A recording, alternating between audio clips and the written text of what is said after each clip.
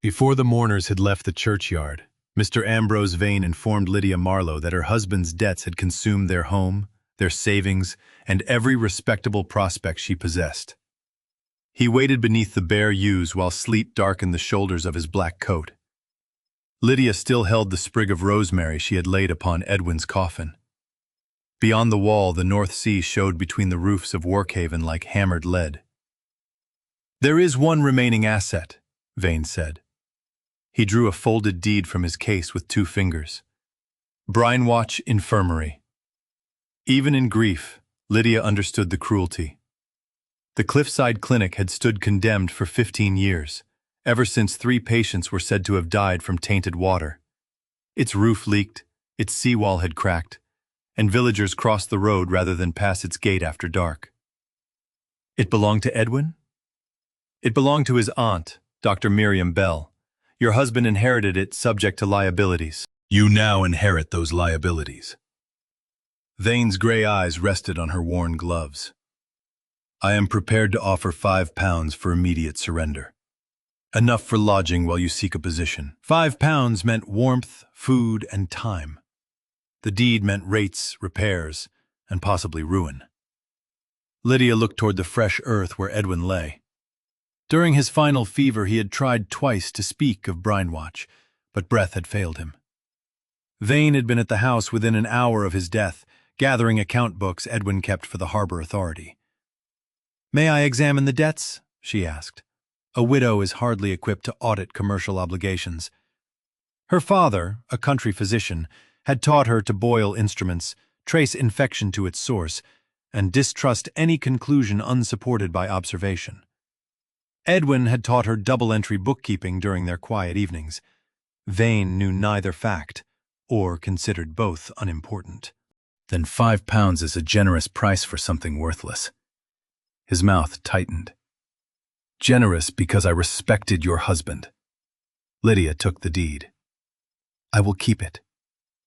The clinic stood a mile north of Workhaven, where the road climbed above a narrow cove. By the time Lydia reached it with her carpet bag and nursing case, evening had swallowed the headland. Brinewatch was larger than she remembered. 2 stories of weathered sandstone, a slate roof broken along the eastern ward, and a square tower built against the cliff. Salt whitened the blind arches, nettles filled the forecourt. Every window facing the sea was black. The front key turned only after she warmed the lock with her breath. Inside, plaster had fallen in damp scales. A reception desk leaned beneath a collapsed ceiling, and the corridor smelled of kelp, soot, and old carbolic. Lydia chose the former dispensary because its grate still drew. She burned broken drawer fronts, ate the bread a neighbor had pressed upon her after the funeral, and studied the papers Vane had allowed her to retain. The debt schedule named repairs never made and interest charged before Edwin had inherited the building. Its arithmetic was polished, but the dates overlapped. Lydia marked them with her father's brass divider, the only measuring instrument left in her nursing case. Near midnight, wind drove rain beneath the dispensary door. She searched for cloth and found a cupboard of rotted bandages. Behind it ran a copper pipe, dull green except where generations of hands had rubbed a valve wheel smooth. The pipe rose from the floor, crossed the wall, and vanished toward the old treatment room. All 3 roof cisterns had been split by frost. No fire had burned in the building for years. Yet when Lydia placed her palm against the copper, it was warm. She followed it through the corridor. The treatment room was strangely dry, though rain rattled through broken panes elsewhere. White ceramic basins lined one wall.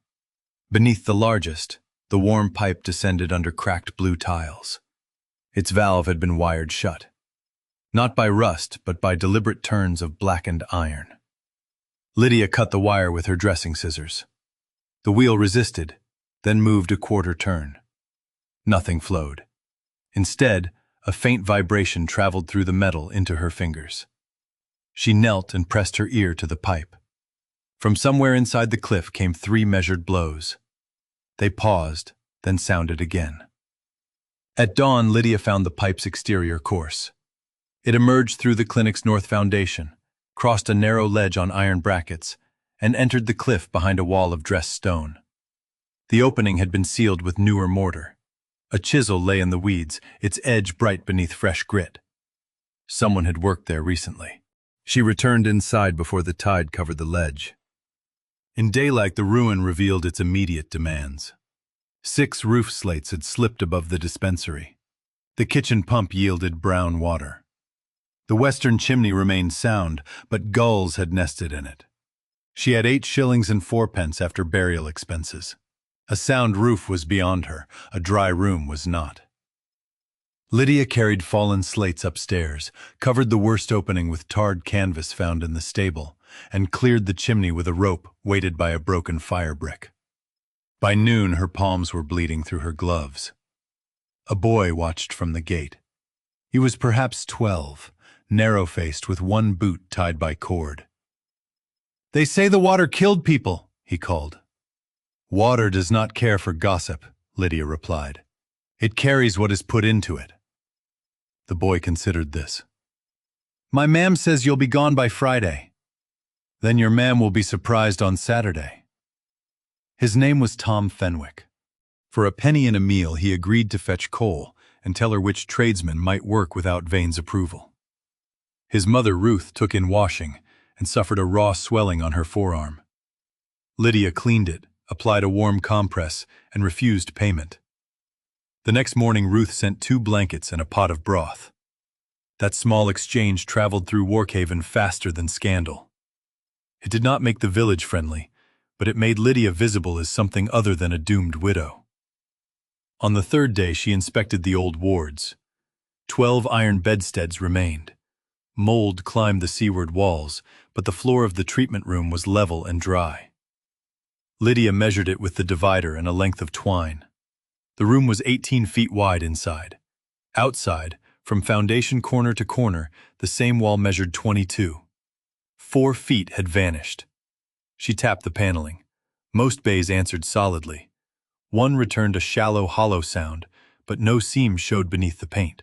The warm pipe disappeared through that section. Tom arrived carrying coal and news. "Mr. Vane's clerk asked whether you'd open the cliff door." "What cliff door?" "He didn't say. He gave me a halfpenny not to tell you." Tom produced the coin. "I reckon information worth buying is worth selling twice." Lydia smiled for the first time since Edwin's death. "Keep it, but never let him know how cheaply he purchased your loyalty." That afternoon, Vane himself drove up in a hired trap. He stepped around the mud as if the earth had offended him. "The county inspector will enforce demolition if you disturb the condemned system," he said. "I came to renew my offer. The debt schedule contains charges dated before Edwin received the property. Interest accrues through legal instruments you would not understand. Then you will have no objection to my showing them to another solicitor." For one instant, his public patience slipped. His gaze moved past her to the treatment room windows. "You have no money for advice." "I have not yet decided what I can afford." After he left, Lydia found muddy grit beneath the hollow wall panel. Someone had entered the room while she worked upstairs. Nothing obvious was missing, but the black wire she had cut from the valve was gone. She began keeping her notes inside the lining of Edwin's carpet bag. Survival forced the mystery into the background for 6 days. Lydia reopened the dispensary as a modest nursing room, careful never to claim a physician's authority. She dressed fishermen's cuts, prepared mustard poultices, and sat through the night with Ruth's youngest daughter during a chest fever. Payment came in pennies, eggs, coal, lamp oil, and labor. Mason Enoch Price reset the dispensary chimney in exchange for Lydia tending his mother's ulcerated leg. 2 fishermen replaced the broken treatment room panes after she bound a crushed finger at the key. Each repair was small, visible, and paid for. By the 2nd week, 1 room was clean, 1 roof section weather-tight, and a painted board at the gate read "Nursing Aid" in Tom's uneven hand. Lydia also collected water. She filled boiled medicine bottles from the town pump, the kitchen pump, rain barrels, and droplets condensed inside the warm copper pipe. Her father had taught her simple comparisons: smell, color, residue after evaporation, and the way soap behaved. The town water left a yellow-brown ring and resisted lather. The kitchen water smelled faintly of marsh. Moisture from the copper dried almost without a mark. It could not be seawater. It could not be coming from the empty cisterns. At the parish vestry, the clerk reluctantly allowed her to read the 1864 inquiry summary. 3 names appeared under deceased patients: Samuel Pike, Mary Dodd, and an infant listed only as female Dodd. Cause: enteric fever attributed to Brine-Watch's supply. Yet the burial register contained no corresponding entries. Samuel Pike appeared instead in a marriage record in Newcastle 3 years later. Errors happen, the clerk said. 3 errors in 1 inquiry? He closed the volume. Mr. Vane's father conducted the proceedings. You would do well not to stir old grief. Outside, Lydia saw Vane's clerk watching from across the square. That evening, the knocking returned at low tide. This time, Lydia counted the intervals: 3 blows, a pause of 8 heartbeats, then 3 more. Not a person signaling. A mechanism responding to pressure. She removed the basin and lifted 2 cracked tiles. Beneath them, the copper pipe divided. One branch ran to the cliff. Another ended at the hidden 4-foot space behind the wall. Scratches on the coupling formed a small, bell-shaped mark. Lydia had seen it before, embossed on the leather case that held her father's divider. Dr. Elias Ward had trained for 6 months at Brine-Watch as a young man. He had never spoken of disgrace there, only of a physician who understood that clean water was a form of mercy. His teacher had been Dr. Miriam Bell. Lydia heated a palette knife and worked it beneath the painted molding. The panel opened inward on reversed hinges. Cold, dry air touched her face. Behind it was not a treasure chamber, but a narrow service passage. Copper pipes lined the rock wall in orderly ranks, each tagged with a stamped brass letter. A pressure gauge hung dead above a slate shelf. On the floor stood 3 stoneware sample jars sealed with wax and wrapped in oilcloth. One jar bore the bell mark and a date: 17 October 1864, 2 days after the supposed deaths. Footsteps crossed the treatment room behind her. Lydia extinguished her lamp. The hidden panel moved, stopped against her hand, then strained inward. Whoever stood outside knew the passage existed. She braced her shoulder against the panel until the pressure ceased. A moment later, glass broke in the corridor. The intruder fled through a ward window and down the weed-covered slope. Lydia waited before emerging. On the floor lay a torn strip of dark blue wool and a brass button, stamped with the initials WHC, Warkhaven Harbor Company, whose accounts Edwin had kept for Vane.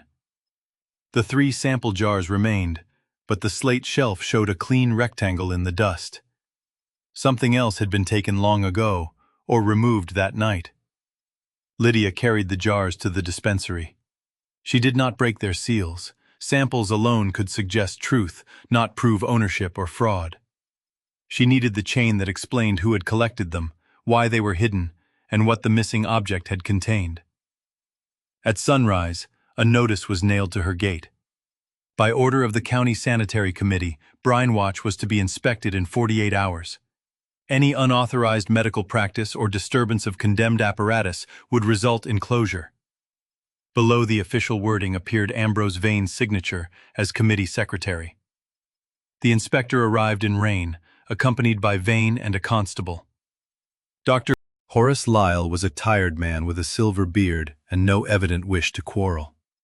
He examined Lydia's clean instruments, her patient notes, and the board that carefully promised nursing rather than medicine.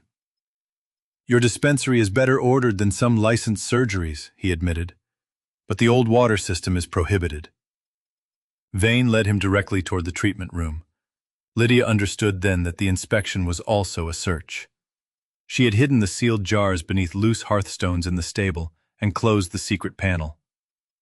Vane's eyes settled on the new scratches beside the molding. That wall may be unstable, he said. It is 4 feet thicker on the plan than construction requires, Lydia replied. Dr. Lyle glanced at her. You have a plan? Only measurements. The original plan seemed to be missing from the parish files. Destroyed in the inquiry, Vane said quickly. The inspector tested the kitchen pump and condemned it. Lydia would have to carry town water until repairs were made. He prohibited use of every fixed basin but allowed the nursing room to remain open for 30 days, provided she submitted samples to an independent analyst. Vane looked displeased. At the door, he lowered his voice.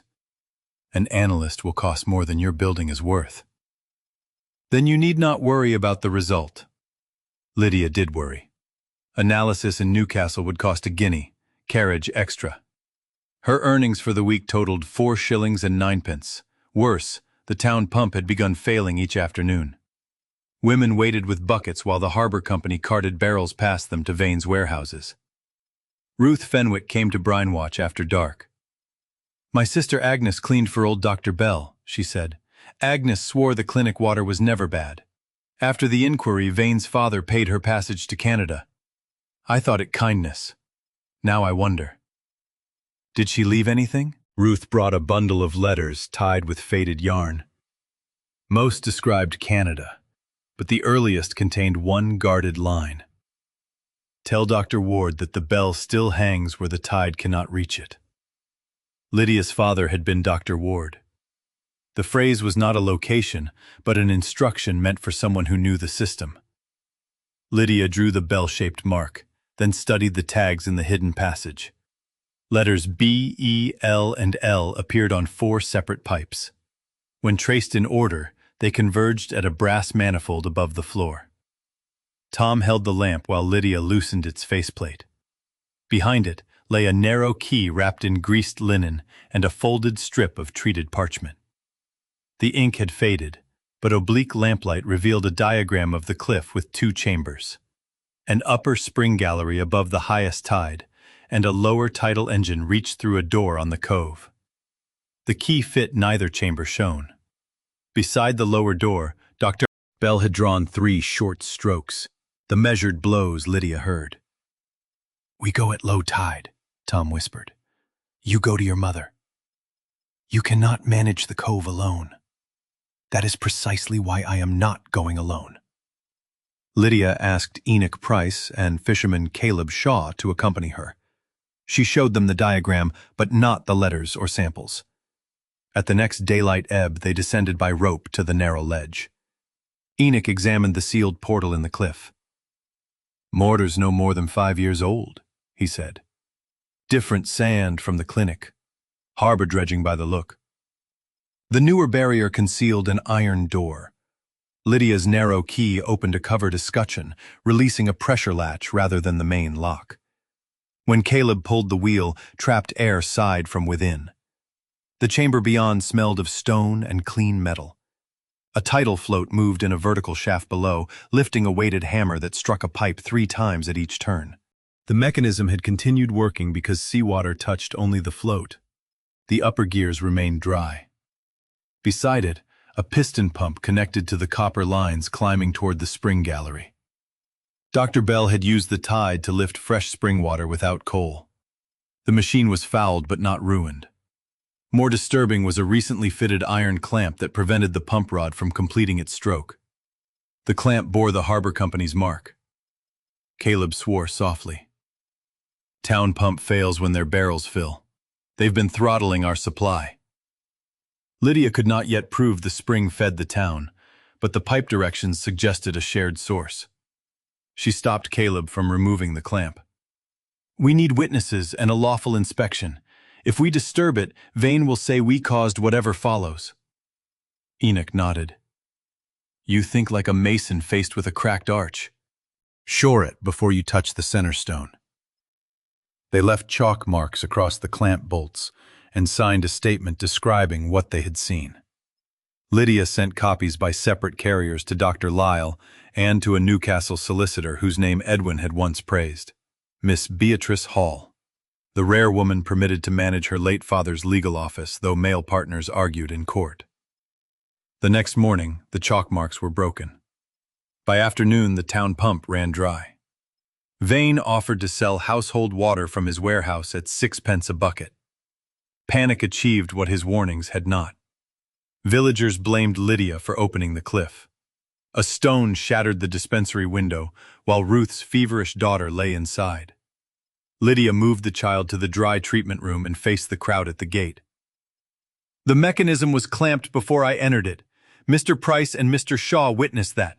Give me until tomorrow's tide and bring Dr. Lyle with you." "And if the spring is poisoned?" someone shouted. "Then I will drink first." It was a reckless promise, and she knew it. Competence did not make water safe by courage. That night she broke the seal on the least significant sample jar. The contents remained clear. She heated a portion, evaporated another, tested it with soap, and compared its residue to water condensed from the pipe. They matched in appearance, but such household tests could not detect every danger. Tom found her at the table. "You said you'd drink it." "I said what frightened people needed to hear. That was wrong of me." "Will you?" "Not until evidence says I may." At dawn, a courier arrived from Newcastle with a note from Beatrice Hall. The debt instrument Vane cited had not been registered against Brinewatch. She advised Lydia to surrender nothing and promised to come within 3 days. Enclosed was a sovereign advanced against Edwin's small life policy, which Vane had failed to disclose. Lydia used it not for food or roofing, but for the independent water analysis. She sent the historic sample and fresh condensation under seals, witnessed by Dr. Lyle, who had answered her message. Then, before half the village, they descended to the tidal chamber. The clamp was gone. So was the piston's bronze coupling. Without it, the spring pump could not work. Fresh scoring on the bolts and a smear of blue paint matched harbor equipment, but the crucial part had vanished. Vane stood above the cove with 2 committeemen.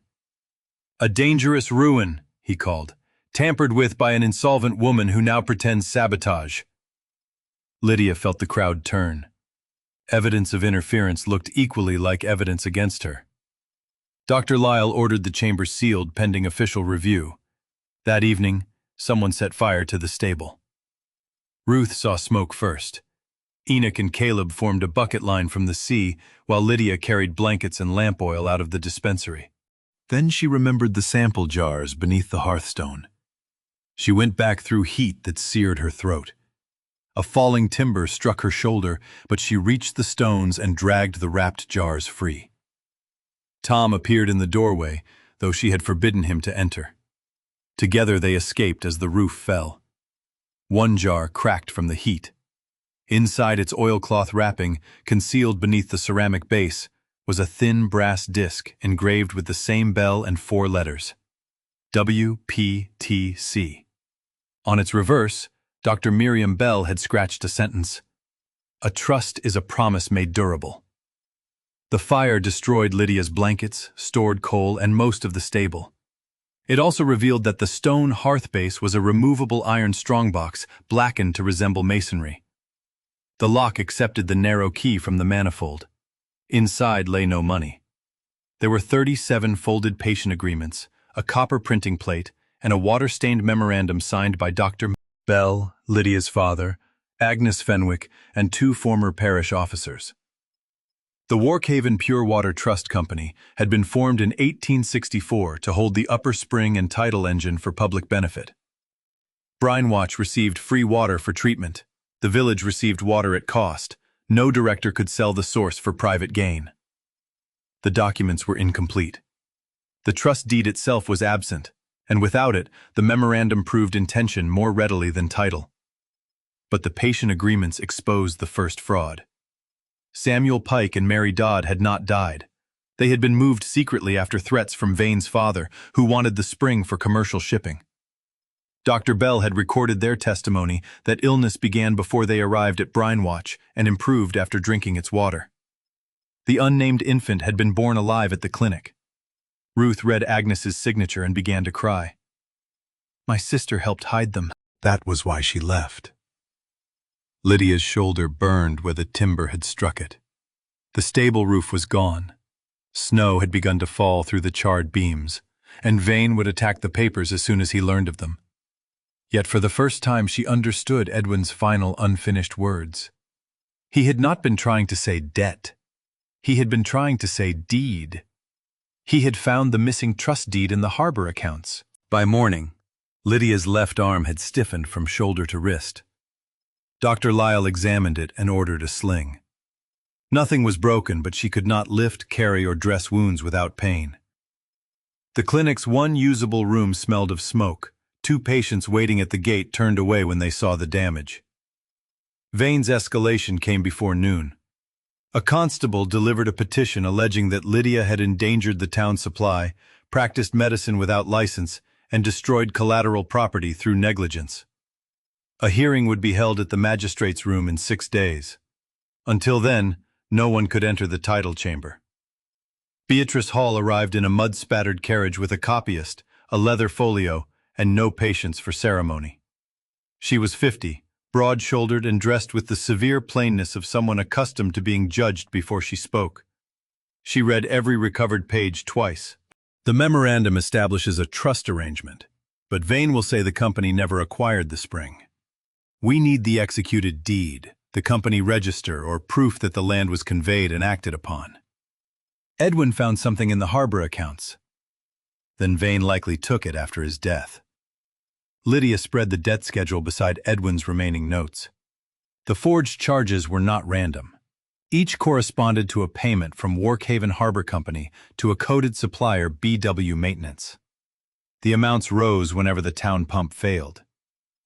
"Brine-watch water," Lydia said. Beatrice shook her head. An inference. Bell's Water Trust Company? Still an inference. They needed the original books. The Harbor Company kept current ledgers at Vane's warehouse, but older volumes were stored in the customs loft beside the quay. Edwin had supervised them.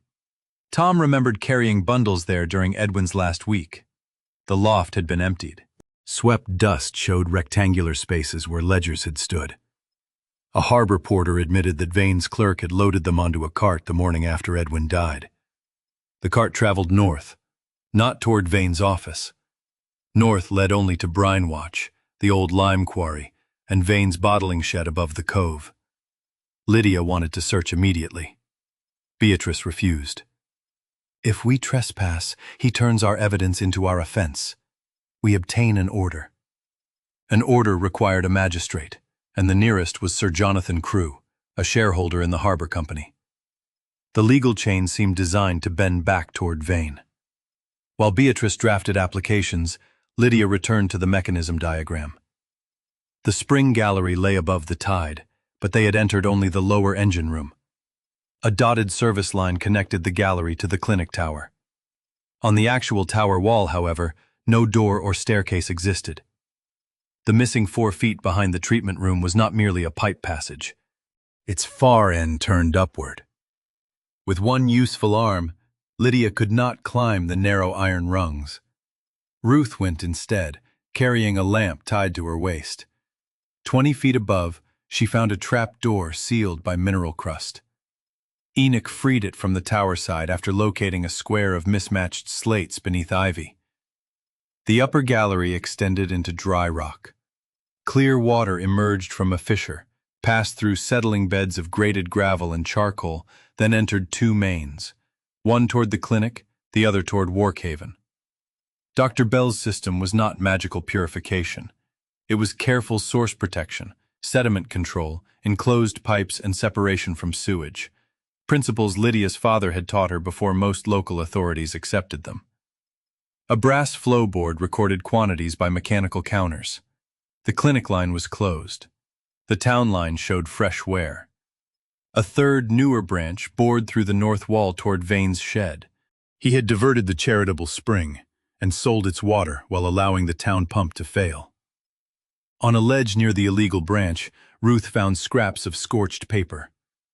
Vane had brought the harbor books to the gallery and burned them where no chimney smoke would betray him. Most were ash. One damp ledger cover survived beneath the pipe, along with 3 half-charred leaves stuck together by mineral deposits. The visible entries named BW Maintenance and bore Vane's initials authorizing payment. The final surviving line referred to renewal of private abstraction under covenant dated 18 October 1864. Private abstraction sounds bad, Ruth said. It sounds useful, Beatrice replied when they showed her, but it may mean anything until we find the covenant. The spring gallery contained one further anomaly. The illegal pipe was 6 inches wide, but the hole cut through the rock was 8. A slim object had been wedged into the gap and later dragged out, leaving fibers of green felt. Edwin's account satchel had been lined with green felt. Lydia searched the tower room where he might have hidden it. She found only nesting gulls, cracked gauges, and a view across Vane's bottling shed. Then the setting sun struck a small mirror fixed behind a gauge. Light reflected through a slot in the western wall and made a bright mark on the clinic roof below. Dr. Bell had designed a signal for the staff. Following its angle, Lydia saw one slate newer than the rest. Enoch lifted it. Beneath lay a tin document tube wrapped in sailcloth. Inside was Edwin's letter to Lydia. He wrote that an irregular harbor payment had led him to the 1864 covenant. When he confronted Vane, the solicitor threatened to expose debts Edwin had incurred while paying for Lydia's father's final illness. Edwin admitted those debts were real, but far smaller than Vane claimed. Fearing the covenant would be seized, he hid it at Brinewatch and copied its registry reference into his letter. He had intended to tell Lydia after securing help. Then fever overtook him. The tube held his copy, not the executed deed. But it identified the deed's parties, witnesses, consideration, boundaries, and enrollment number at the county registry in Alnwick. It also contained a codicil by Dr. Bell leaving Brinewatch to any trained medical woman in her family willing to administer the trust. Edwin had held the property temporarily because no such woman had presented herself. Lydia was Dr. Bell's great-niece through her mother.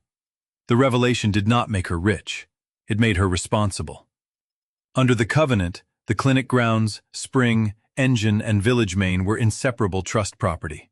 They could not be mortgaged for Edwin's private debts or purchased by Vane. The trust's modest income came from harbor vessels paying for water, with all surplus reserved for maintenance and public care. Vane had converted both the water and the income. Beatrice sent her copyist to Alnwick by the first train. If the registry volume survived, their chain would be complete. If it had vanished, Vane could claim Edwin fabricated the copy. That night, Vane came to Brinewatch alone. Snow silvered the broken stable. Lydia met him in the treatment room, with Ruth and Beatrice hidden in the service passage. Vane looked older than he had at the funeral. Soot marked one cuff. "You found papers in the fire," he said. "You mean the fire," someone said. Negligence is easily mistaken for persecution. He placed a bank draft on the basin. £50. Enough to begin elsewhere. Give me Bell's memorandum and leave before the hearing. Why would you buy worthless paper? Because this village cannot endure a prolonged dispute. The village cannot endure 6 pence a bucket. His eyes moved to the dry pipe. You imagine yourself Dr. Bell. She was equally stubborn. She ruined patients by testing theories no woman had the discipline to understand. Samuel Pike married in Newcastle. Mary Dodd and her child were never buried here. Vane went still. Your father taught you the lie, Lydia said. You inherited it with his office. My father protected Warkhaven from scandal. Bell sheltered paupers without fees, undercut physicians, and tied the best spring in the county to a charitable fantasy. The harbor required reliable ownership. So you made ownership reliable by stealing it. He stepped closer. Do not force me to prove your husband embezzled company funds. The false debts are drawn from payments you authorized. For the first time, Vane looked toward the hidden panel. He had heard the faint shift of Ruth's boot. He seized the bank draft and moved for the door. Beatrice emerged. Thank you, Mr. Vane, she said. Your explanation of the 1864 inquiry was admirably clear. His face drained. A woman's concealed recollection is not evidence. No, Beatrice agreed, but it guides questions. Vane left without his hat. Before dawn, his bottling shed was empty, and a carriage had been seen on the northern road. The missing bronze coupling was still gone, and without it the trust could not restore water. Caleb believed Vane would throw it into the sea. Tom disagreed. He'd sell brass before he'd waste it. The boy's instinct about Vane's greed proved sound. At the marine scrapyard, the proprietor produced a heavy bronze coupling delivered by Vane's clerk 2 days earlier. He had not melted it because the bell-shaped maker's mark suggested unusual workmanship. The clerk had signed the receipt. With the proprietor's permission and Dr. Lyle as witness, Enoch refitted the coupling. The machine required more than one missing part. Leather seals had dried, gravel beds needed cleaning, and the illegal branch had to be closed without contaminating the spring. They worked for 2 days under Lydia's direction. She could not lift tools, but she traced flow, logged every action, and stopped them twice when shortcuts risked drawing seawater backward. At the second low tide, the float descended. The weighted hammer struck 3 times. Gears turned, the repaired piston rose, and clear water advanced through the sight glass by inches. They did not send it to the village. Dr. Lyle collected samples and locked the valves.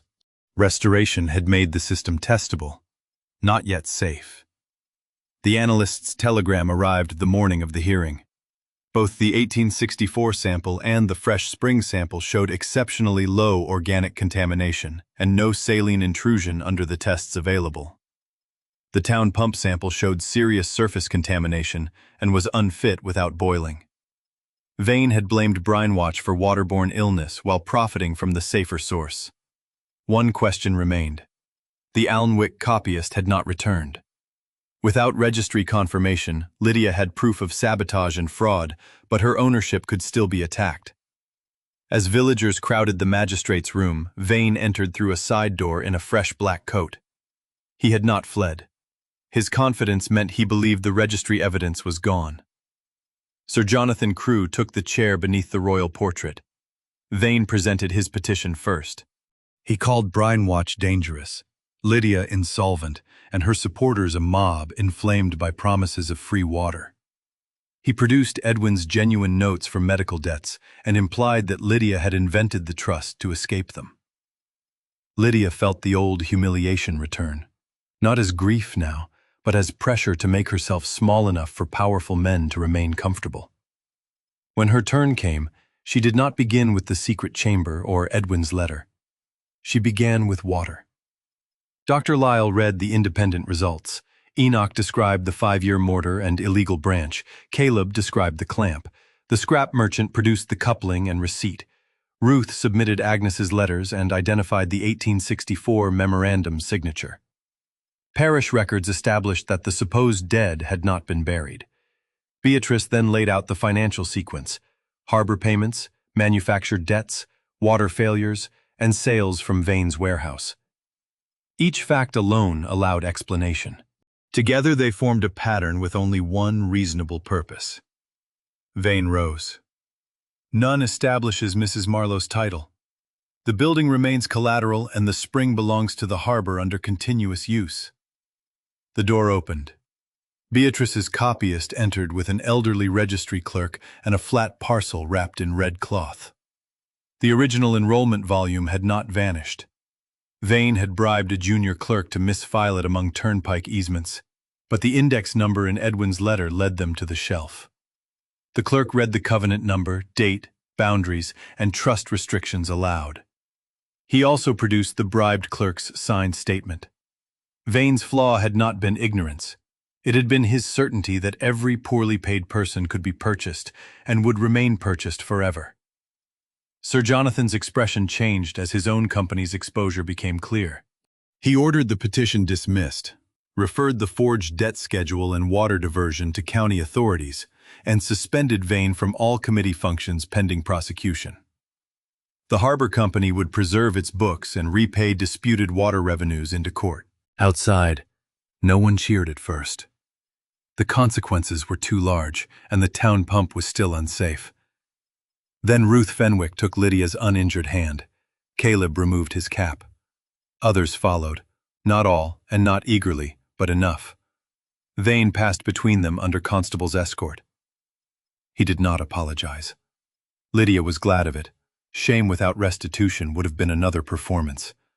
The order in the magistrate's room did not mend a roof or purify a pipe. For 3 weeks, Warkhaven still boiled water in kettles while the spring system underwent repairs. Lydia moved her bed into the treatment room because the dispensary ceiling had begun to sag. Her shoulder healed slowly. Winter patients paid mostly in coal and food, and the 8 shillings remaining in her purse became 6, then 4. The recovered trust had assets, but its money was tied up pending the harbor accounting. Beatrice warned that litigation might last a year.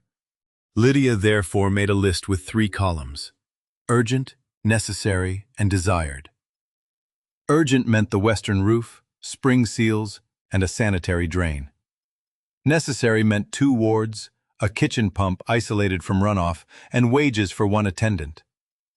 Desired included every other broken window, the eastern roof, and the tower rooms. Desire could wait. Enoch estimated £32 for urgent masonry and slating if villagers supplied labor. It was more than Lydia possessed, and less than Vane had stolen in 1 quarter. Dr. Lyle arranged a county sanitation grant of £10. The Fishermen's Cooperative advanced aid against future harbor water fees. Beatrice persuaded the court to release £12 from impounded receipts specifically for preservation. Lydia contributed her nursing income and recorded every penny on a board in the reception room. Transparency was her first repair to the trust. The work lasted through January and February. Men who had thrown stones at the clinic hauled slate up the cliff. Women scrubbed wards with boiling water and lime. Ruth became the paid housekeeper and nursing attendant after Lydia trained her in hand-washing, dressing preparation, fever observation, and the exact boundary between nursing care and a physician's decisions. Tom attended lessons with the parish master in the mornings and learned pump maintenance from Enoch in the afternoons, under the condition that he stop accepting halfpennies from hostile clerks. "That condition ruins commerce," he complained. "It improves the quality of your customers," Lydia said. Not everyone changed. The parish clerk continued to call Brinewatch an embarrassment. 2 families refused its water because they believed pipes passing through rock must carry graveyard vapors. Lydia did not mock them. She published Dr. Lyle's test results, invited inspection, and let reliable service do the slower work of persuasion. The legal inquiry uncovered the full reach of Vane's scheme. His father had forced the false 1864 verdict after Dr. Bell rejected a private sale. Ambrose later reopened the spring's commercial branch, diverted increasing quantities to ships and bottled water buyers, and charged the harbor company for maintenance he never performed. When the town main weakened, he sold barrel water drawn from the same source. Edwin discovered the duplicate payments. Vane enlarged Edwin's genuine medical debts, attached them falsely to Brinewatch, and expected Lydia to accept £5 before examining the figures. The stable fire could not be proved against Vane personally. His clerk, Mr. Sowerby, admitted removing the bronze coupling and moving the ledgers, but claimed he acted without knowing the larger fraud. The scrap receipt, blue wool torn in the clinic, and his knowledge of the hidden passage defeated that defense. In return for a reduced charge, he identified the man paid to set the fire. The man had received his instructions through Vane's office ledger, in Vane's hand. By summer, Vane was convicted of fraud, conspiracy to damage trust property, and falsification of accounts. The sentence did not restore the 15 years Brinewatch had stood empty, nor Edwin's final weeks under threat. It did strip Vane of his office, require restitution, and end his control over the town's water. His house and bottling concern were sold to satisfy part of the judgment. The harbor company's directors avoided collapse only by agreeing to independent accounts and a binding public water contract. Lydia attended 1 day of the proceedings and spent the others at the clinic. She had learned that justice required witnesses, records, and persistence, but healing required presence. The first ward reopened in April 1880 with 4 beds, not 12. One was reserved without charge for fishermen injured at sea. 2 were rented at modest rates to convalescents sent by physicians. The 4th served poor local patients through the trust. Lydia employed a resident doctor 2 days each week and never allowed grateful villagers to call her one. Her competence had value without pretending to be another person's qualification. Harbor vessels paid measured fees for spring water. The mechanical counter in the gallery recorded every gallon. Income first maintained the source and engine, then supported the clinic. No private dividend was permitted. Copies of the covenant hung in the reception room and parish hall, so the trust's promise could never again depend on one hidden paper. The legacy proved larger than the spring. Dr. Bell's patient agreements documented early sanitary practice, women's medical work, and care offered across class lines. Lydia gave the originals to the county archive under a condition that Warkhaven retained certified copies and public access. The copper printing plate from the strongbox produced handbills explaining how contaminated water spread illness and why source protection mattered. Dr. Lyle admitted the language was clearer than most official circulars. Clinics along the coast requested copies. One June morning, a letter arrived from Ontario in an unsteady hand. Agnes Fenwick was alive. Ruth's earlier correspondence had reached her after many weeks. Agnes confirmed that she had escorted Mary Dodd, her infant daughter, and Samuel Pike to Newcastle to protect them from coercion. Mary had later become a midwife. Her daughter Miriam now taught in a school near Durham. Samuel had died only the previous winter after a long life as a shipwright. Agnes also explained why Dr. Bell never produced the complete trust deed during the inquiry. Vane's father controlled the local magistrate and threatened to prosecute the hidden patients for theft if they testified. Bell split the evidence. The executed deed remained safely enrolled in Alnwick. The memorandum went into the stable strongbox, samples entered the service passage, and the registry number was entrusted to Elias Ward.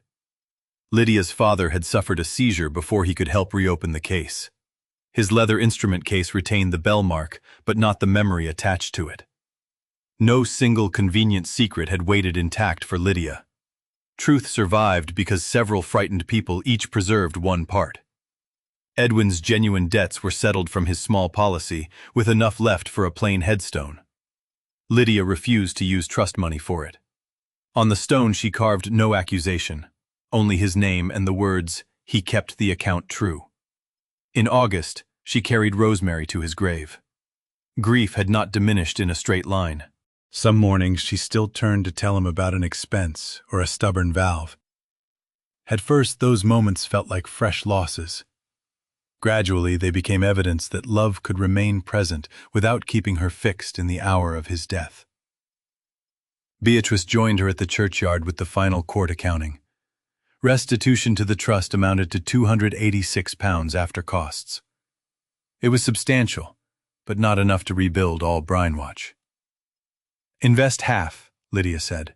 "Reserve £60 for the engine and main.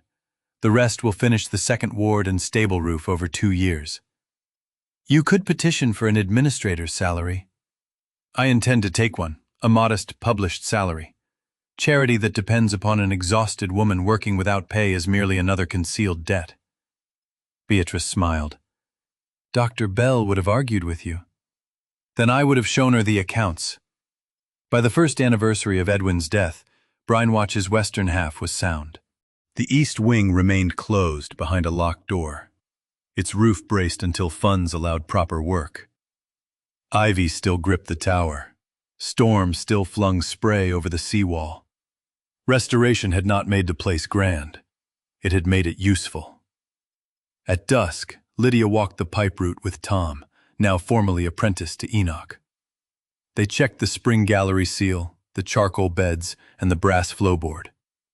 The illegal branch to Vane's shed had been removed, and its opening plugged with dated stone, so no future administrator could mistake the scar for original work. "Will we ever mend everything?" Tom asked. "Everything changes while it is being mended," Lydia said. "We keep choosing what must be protected next." Below them, lamps appeared in the clinic windows one by one. Ruth prepared supper in the restored kitchen. A fisherman recovering from a broken leg played draughts with Miriam Dodd, the teacher named for Dr. Bell, who had come to see the place where she was born. In the reception room, a mother filled a cup from the spring tap without fear. The tide turned beneath the cliff. Deep in the lower chamber, the float descended, and the old hammer delivered 3 measured strokes. Once Lydia had heard them as a warning from a buried place.